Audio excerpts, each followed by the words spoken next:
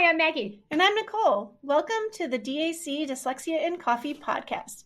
We are so happy that you could join us. We're both moms and dyslexia interventionists who want to talk about our students and children, what dyslexia is, how it affects us, strategies to help, and topics related to other learning disabilities will also be covered in this podcast. Parents are not alone, and we want to give voice to the concerns and struggles we are all having. This is a safe place to learn more about how to help our children grow and succeed in school and the world. Grab a cup of coffee and enjoy the conversation. Hi, everybody. It is time for the concept of the week. This is the way we like to start our show, and it introduces parents to topics that we would be teaching about in intervention session. Today's concept of the week is decodable text. So this is a question we get asked a lot. A decodable text is a type of text that's designed for primarily early readers. The bulk of the words that are used in sentences really are like the basic phonics concepts and pretty much are the ones that we've already taught our students. So the purpose of decodable text is to give our students lots and lots of practice with the phonics concepts that they have already been taught. Good. And so welcome to this episode, and we have our first guests today. We're so excited. Yay! So we're going to just introduce them real quick, and then we're going to get down into the questions. So Joe is a data analyst and web developer who creates education-focused web apps. Web's expertise is in AI and data analytics, and it drives Decodable Reads' mission to make reading instruction more personalized and engaging. Joe lives in Chicago with his beloved rescue pup, Bambi. And then Paul is a middle school reading interventionist and OG tutor with a passion for helping students of all abilities improve their reading skills. Paul's interest in using AI to write decodable stories stems from his students' frequent requests for text at their level that match their interest. Paul lives with his wife in Indianapolis, though he remains a diehard fan of his hometown Kansas City sports team. We'll forgive you for that, Paul. We are Wisconsinites, but we will forgive you. It's okay. We are not direct rivals. It's okay. We'll live with this. We welcome you. So our guests today, Joe and Paul, are co-creators of a decodable text website that uses AI to generate decodable text. So we are very excited to have you both with us. Welcome. Thanks. Yeah, really excited to be here. And hopefully by the time we're listening to this, Kansas City, the Chiefs will be back in the Super Bowl. Hopefully by the time everyone's but yeah, we're hoping February 18th. Yeah. So yeah, whatever happens will have happened by then. Yeah. So our first question, we sort of went over that on the concept of the week, but what is a decodable text and how does that differ from other kinds of text that we use in intervention? Well, yeah, kind of like you said in your intro, the phrase that stood out to me is like very purposely written or carefully written. So decodable texts are texts that are written to help a learning reader practice very specific phonics skills and also to help build confidence by using phonics skills that they've already been taught. So in theory, that reader should be able to decode every word that's within the book. But you also want, of course, the book to be engaging and creative and literary.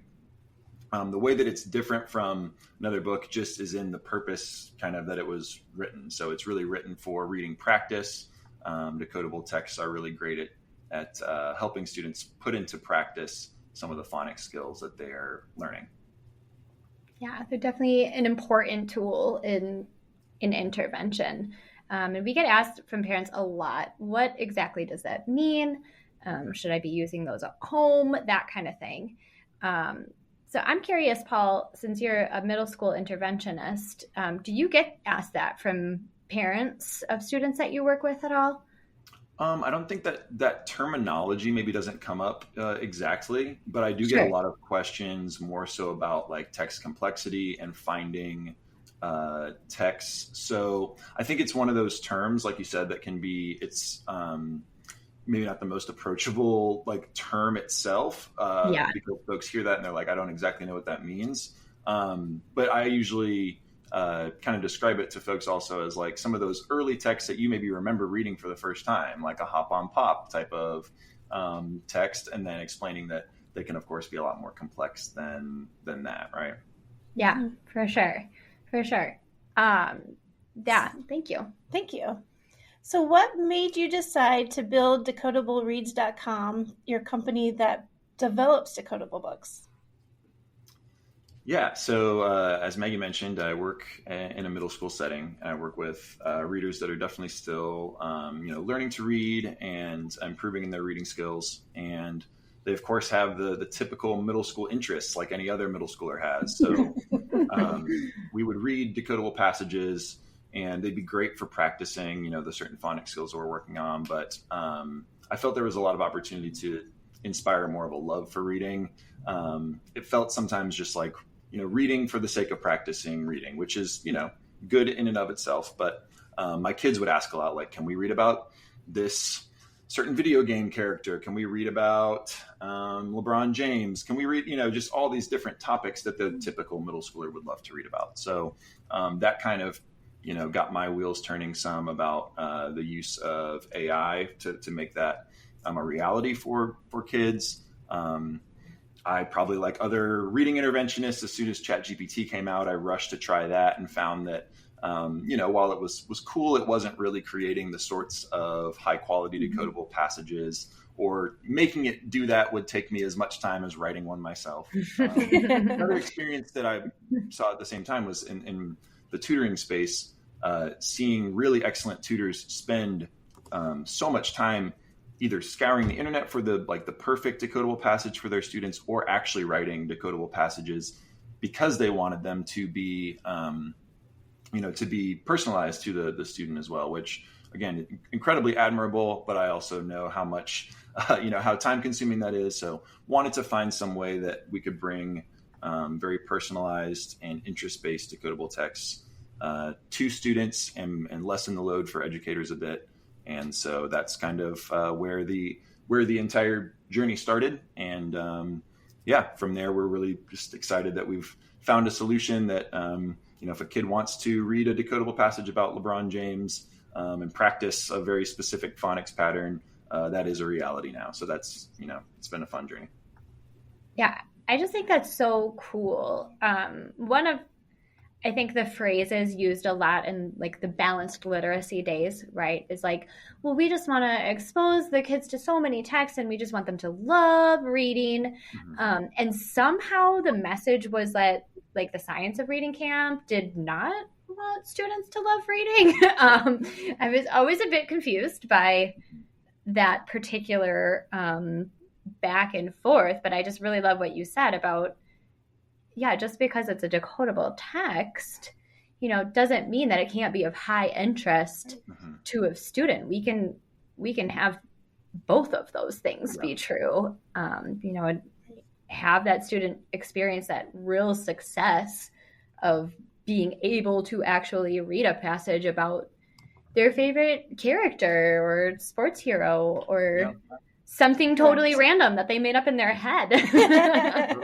And I think that that success that students feel when they realize, like, I've had students, you can just kind of see the look on their face when they realize that they actually read every word in that by themselves, and they didn't guess any of them, and they knew what the words were, and they understood what the passage was about. Like, that's another angle to view someone, finding a love for reading, right? Is finding that confidence and that success. So that's another good. Another just benefit of decodable texts is they can help help students become independent readers that maybe haven't found that success yet. So they build the confidence there, which is great. Yeah, I think that's really, really cool. Me too. So Joe, just kind of bouncing off of that too, is how did it, being a web designer and having to learn all these new terms and everything, how did that feel, and have you learned a lot from Paul in this process? Yeah, I would definitely say I've learned a lot about the science of reading. which, a year ago, I wouldn't have known what that is. But I can tell you what scope and sequence is. I can differentiate Orton Gillingham from Wilson, from UFly, from decodable materials. So I've definitely grown to appreciate the science of reading more throughout this process. And a lot of what I've been doing, what Paul and I have been doing these days is calling organizations and networking and trying to get more just more attention about the product out there. And so I've just seen the passion that people talk about the space with, and that is I don't know, it just feels very it feels cool to be in a space where people are so passionate about what they're doing. And yeah, that's been my experience with the science of reading. Okay, well, good. I'm glad that's been your experience with this crowd. That's for sure. Listeners will be surprised, right? Nicole and I also very passionate about what we do here. Yeah. I don't think you'd be that surprised. So, Paul, how did you get started in OG? What's your OG journey? Most of us have one. Yeah. I don't know if mine is unique or not unique, but I was a seventh grade language arts teacher, actually the same school that I still work at now. So just kind of a traditional public school, Title I setting in Indianapolis, and our district offered what they were calling like a brain-based literacy class. Or like training for teachers. I didn't exactly really know what that was, but took the class, and as many middle school teachers probably have experienced, you're expected to teach to children that are all fluent readers, and that's what your standards say that you should be doing, and you're reading novels, and I loved doing that, but I also felt I would have students in my class who were really struggling to read and had these huge foundational gaps. And I didn't have anything really in my toolkit as an educator to help them that I was aware of. And so this course that I took through my district was really eye-opening, and it kind of led me to start considering reading interventionist roles, and how I could start using some of that to help students at the school that I'm at. And then from there, that particular course was a lot of the theory, which was great, but I was still like, okay, I need the actual, how do you do this? And so I did a training, like a 50-hour OG training and practicum through a local nonprofit here in Indianapolis, the Dyslexia Institute. And then, from there, I could use a lot of the OG methodology with my students. I do a little bit of a mix of, small class size classes at my school, and then a few students who I try to steal 15, 20, 30 minutes out of my day to do some OG with as much as I can, and then tutor a couple students on the side as well. So being able to implement OG in in like its purest form, and then take things from it and try to modify it has been, I think it's been a really good experience. Just having to find ways to be creative. I don't think I probably would have come to this idea of doing something like Decodable Reads without having to sort of on the fly find things that work in different settings. So in a long-winded way, that's how I got started in OG, and from here, I just am really, there's so much, there's such a depth of knowledge out there. So, right now I'm taking like an advanced OG class and getting into morphology and learning all this new terminology that I didn't even know about. So there's so many different, aspects, and it's just cool to see the level of knowledge that's out there as someone who's still, I would say, relatively new. to this, seeing people who have been doing this for decades, and it's just incredible to see the depth of knowledge that's out there. Yeah, I agree. Yeah, I agree. I mean, I've been in this field a long time and never feel that I, have it all by any means. And I still just really get blown away when I talk to other practitioners and learn something new. Exactly. Yeah. Yeah. So this question's for both of you. What is the most surprising thing that you both learned when developing your company?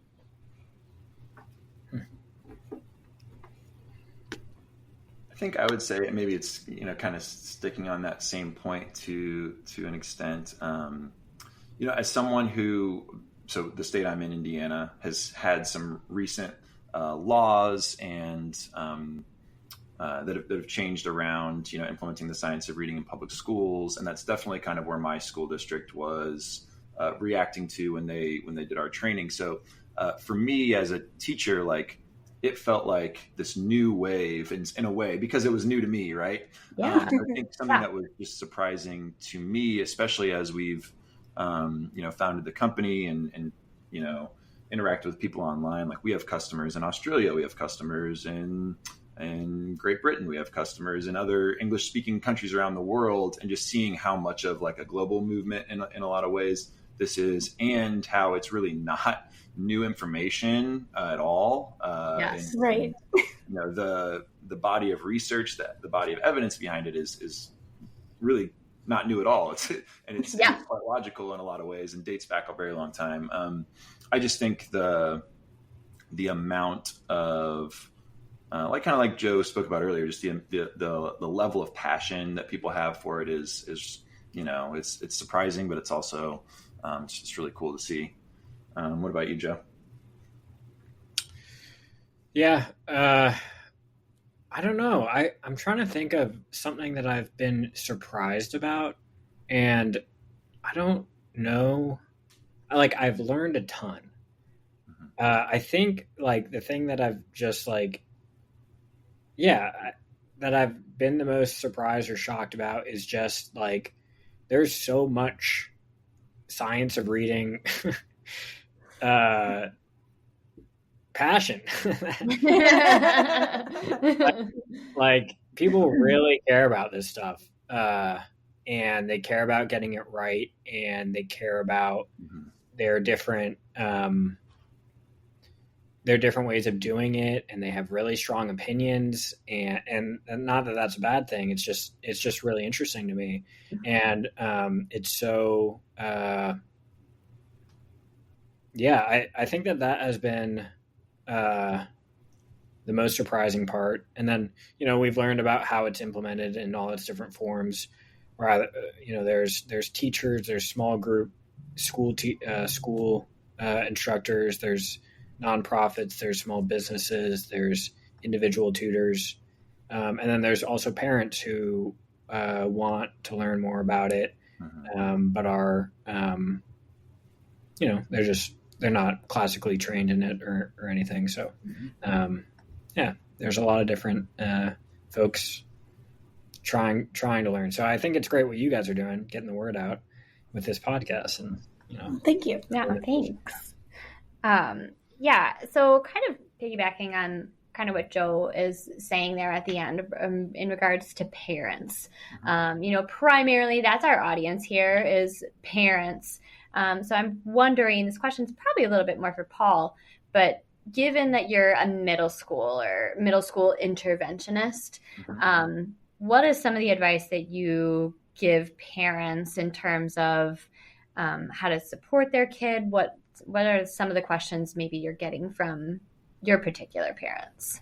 Yeah, great question. I think so. Some of the things that I talk to parents about is establishing some kind of a reading routine at home. I think that's so huge. And I think I often hear from parents that knowing how to help their kid feels overwhelming. And I totally resonate with that. Going back to what we were just talking about, there's such a depth of knowledge. It can feel a little overwhelming to know how to help or feel like you're helping in the best way. But I do think like half the battle for a lot of the students that I work with is just reading some at home. Like just, even if it's just 10, 15, 20 minutes a night of having some sort of a routine of doing some reading at home. And so one of the things that I talk to parents about is like just different types of reading, right? So I try to send home decodable texts that are, you know, what I teach. Shocker there, right? Decodable texts that are matching, you know, what I'm teaching in like in explicit phonics, small groups. And so like that's something that I encourage them to have their child read out loud to them at home, work on reading fluency.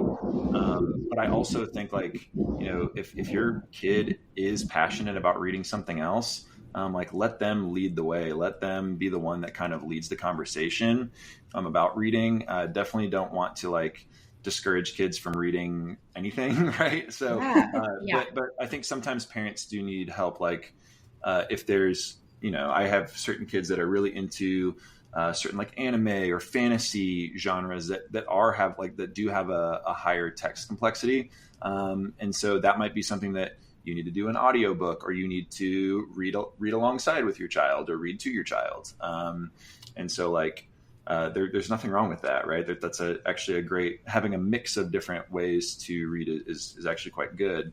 And so I think just letting the kid lead the way in terms of, what they're passionate about is a great way to start.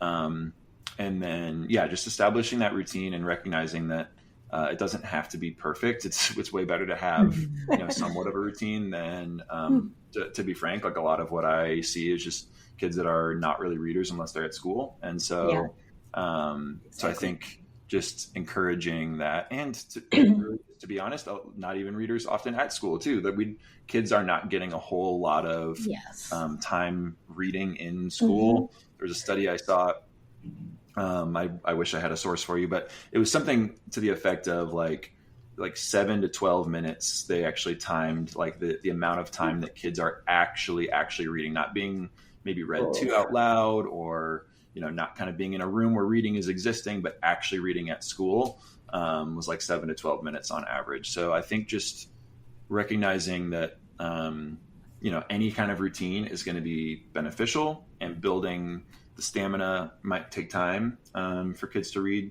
20 minutes, and letting them lead the way, and don't discourage them if they're interested in reading a text that may be too complex for them to read, you know, independently.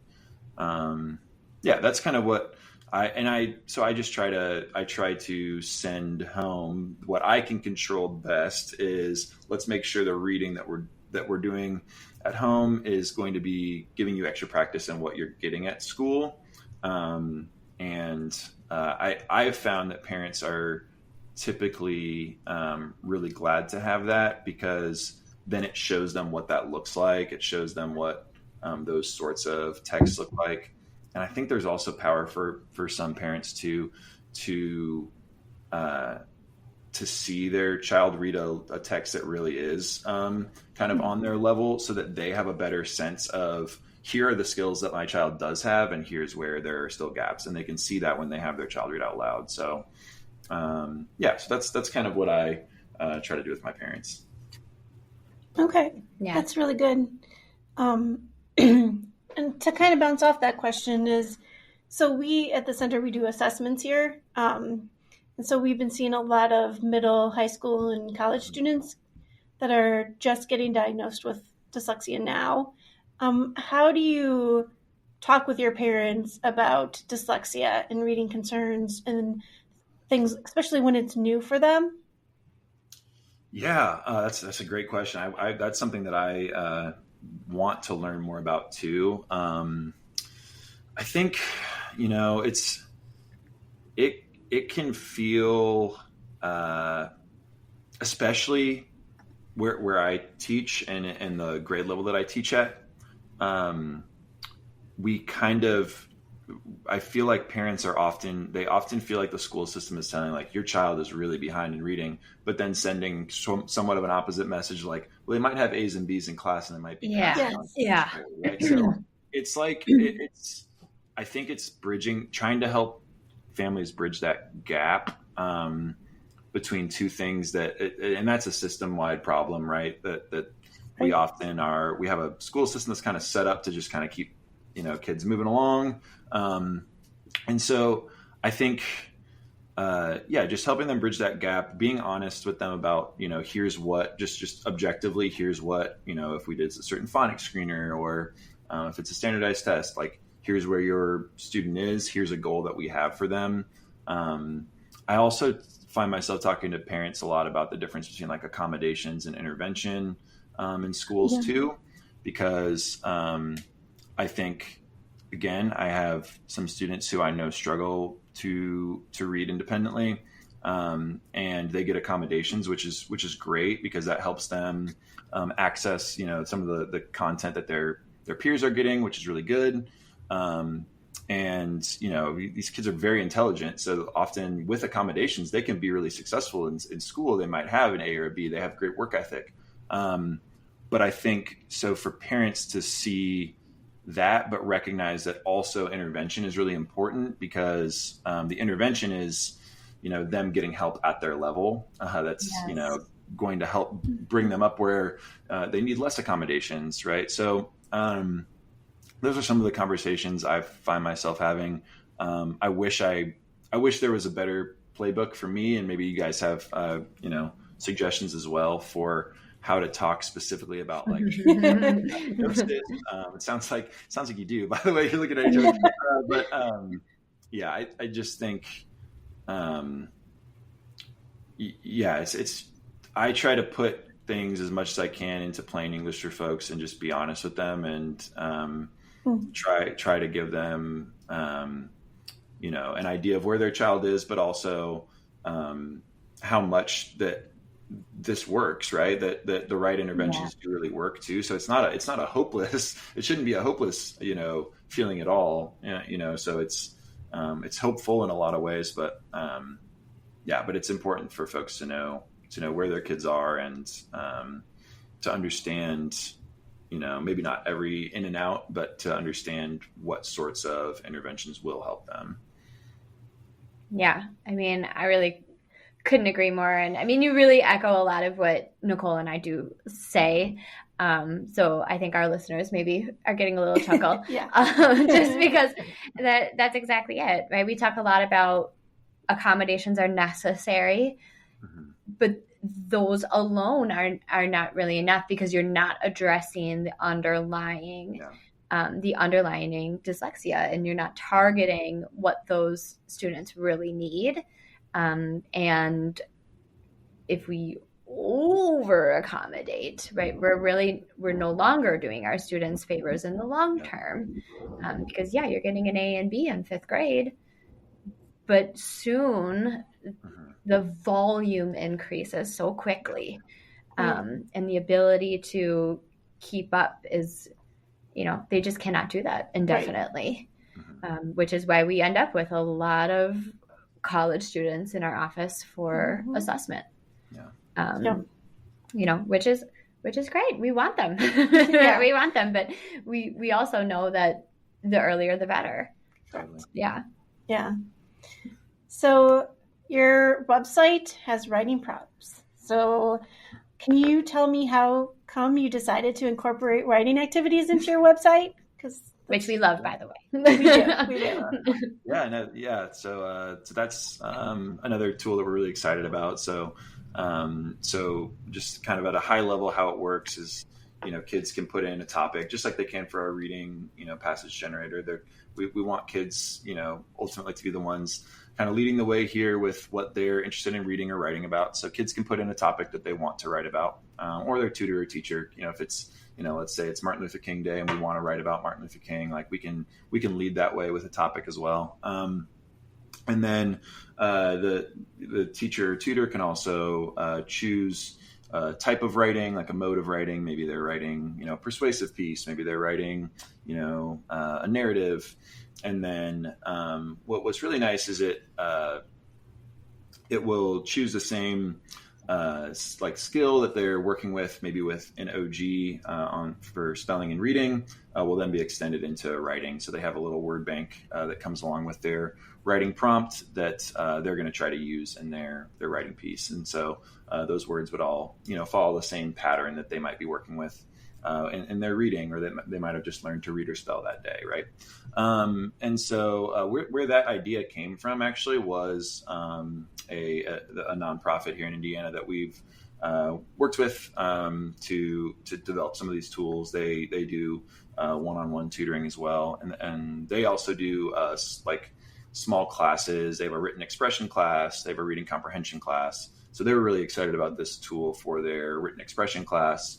And they kind of led the way in terms of, the ideas behind it. And then we, just worked with them to try to take what they had and make it a reality. So, so happy to hear that you all like the tool as well. And, we're excited to continue working on that and making it even better, and, integrating more types of writing in there, a space for writing to actually happen within the app and those sorts of things. So, I think that's really cool. We know, right, the growing body of research suggests how much us working on writing is actually really critical to bringing up reading skills. So I love that that's incorporated. Is that something, Paul, that you're using in your OG lessons as well? Yeah, definitely. So, and it's a great, where I like it as a tool is it can be a great extension. So if you want to extend it into like a full paragraph or essay length, you can. If you're still working at the sentence level and you want, your student to write a strong sentence from their own, out of their own noggin onto the paper, because we do a lot of dictation sentences in OG, which is great, and there's a huge place for that. But I think also this tool gives them some like support, but also pushes them to come up with their own ideas, which is just a little bit of a higher order. The cognitive load is a little bit higher on that because they're coming up with their own ideas, holding that in mind, doing the handwriting, and that's ultimately what we want to build, is that, those abilities. So, so it goes really nicely, within the OG lesson. And then it also can go really nicely to extend, make it make sense for kids a little bit more, like, okay, I just learned about this certain prefix or suffix. Now, maybe, later in my day, or another day when I'm in a writing group, now I'm working on that same skill that I worked on in OG, with my writing. So, so that's just kind of the idea behind it, helping it make sense for students as they're learning really, systematically how to read and write. Yeah. I love that. I love that a lot. Kind of our final question formally is, so anything else, and really either one of you, anything else you want our listeners to know about literacy, or just how to help our kids, any kind of final message from either one of you to our listeners? I can start, Joe. So a couple things that come to mind. I think one is just don't let which is a huge benefit that we've come back to a few times, that there is a huge body of research. This is, the science of reading, Orton Gillingham, all of these things are its own world. There are people that are incredibly passionate about it. The downside of that is sometimes it feels overwhelming or unapproachable. So don't let that keep you from doing just simple things that are common sense that we know help for your kids, like having them read out loud to you, reading to them. Like, we know these things work and that they help. So don't let not being, trained or having a graduate degree or to be honest, or not feeling like you're an excellent reader yourself, keep you from trying to help your kid or just doing things that are common sense for your kid. So I think that'd be the biggest thing. And then also, I have to say, from this being such an important part of us with Decodable Reads, like let kids be creative, let them come up with things that they want to read about, let them, be silly, come up with crazy ideas. Don't let reading be something that's so structured and so overly strict that it tames down that creativity, because that will also help them so much in life, and will help them grow that love for reading and be better readers too. So, Joe, anything to add about literacy, how folks can help their kids with literacy? I would say I'm not the preeminent expert on offering advice to anyone on literacy. But I don't know. We've gotten some good feedback that the kids that are engaging with material that they are finding interesting, it just like makes them enjoy it. And so, I don't know, I think that we should all kind of be doing things that we enjoy. And if we can increase that joy for a kid then who's learning how to read, then I think that's a good way for them to learn how to read. And that's about as much of a perspective as I can give. You know what, Joe? That is plenty. I was going to say that's plenty. A great perspective. And I think it kind of echoes really what Paul was saying, right? Paul was saying, like, don't let your kind of perceived lack of knowledge prevent, right, parents from, reading with their kids and finding things that they can connect on. That's so important. And while I agree, and I am part of the passionate crowd of the structured literacy Orton Gillingham crowd, I think sometimes it's so dense. There is a lot of knowledge. It's a lot of vocabulary, and it can be extremely overwhelming to parents and, outsiders. And I don't want that to ever stop anyone from reading with their kids. And we know, right? What does research ultimately say? The more we read, the better we get at it. So the more exposure to text, period, full stop, the better for kids and for adults. Research is showing still, that magical 20 minutes a day. That's for grown-ups too, y'all. So I really love that. We like to kind of end our show with just sort of what's going outside, right? Outside in our general day-to-day lives beyond dyslexia.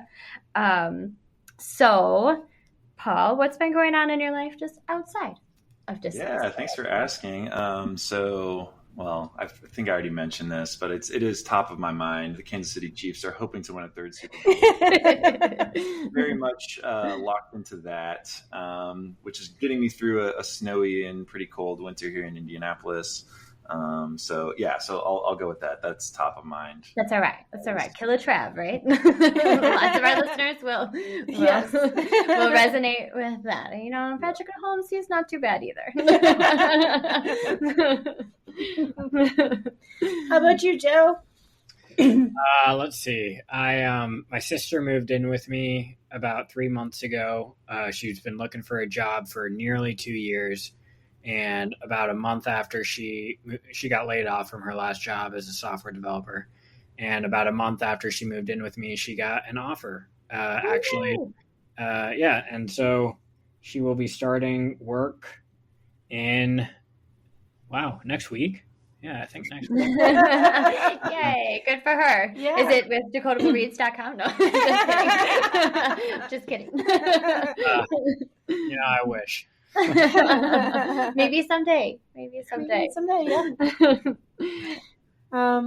I guess for me, talking about the snow, you guys are getting all the snow, and Wisconsin has missed it. It's bizarre. It's very bizarre, but I am really happy that negative 35 degrees is gone this week, because that was hard this week with getting out and about and going to see our kids and getting kids to school. And So at least today it's in the 30s, and I'm celebrating that. Yeah, it's an actual 50-degree swing from where we were on Tuesday. So I will take this 30-degree weather. Yes, me too. Yeah, mine really, same as Nicole's. It has been a very tough week with school closing on Tuesday. Yeah. We obviously record this a few weeks earlier. Hopefully by the time this comes out, we'll be like, oh, that was fun. It'll still be February, but yeah, I am just really ready for routine. I'm looking ahead to next week, and my kids should be in school all 5 days next week. That is the hope. Hallelujah. Please have that happen. Speaking it into the universe, friends. So yeah, everybody who's listening, you should check out their website, decodablereads.com, and definitely try those decodables and try the writing pieces because they're pretty amazing. Yeah. We definitely recommend it. We've been having a lot of fun playing around with them, with our students. It's just another way to engage with them, and correct. They're so creative and so fun. And as always, if you like our show, please follow us on social media and reach out if you have any questions or would like us to discuss a topic. Be sure to give us a rating and review. That's how we reach more listeners and we get to help more families. Thank you, everybody. Thank you.